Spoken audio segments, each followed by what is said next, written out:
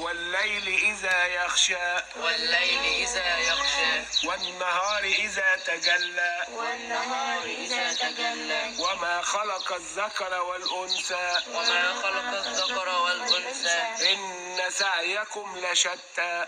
القرآن مع الأولاد الصغيرين ده شيء مهم جدا. طبعا احنا في شهر كريم وشهر مفترج كله خير بيزيد فيه رزق المؤمن. ربنا حط كل الخير في شهر رمضان عشان خاطر أمة محمد، لأن ربنا من حبه في سيدنا محمد صلى الله عليه وسلم حط كل الخيرات في شهر رمضان بالذات عشان خاطر أمة محمد، وربنا من حبه فيه هيشفع في أمته يوم القيامة.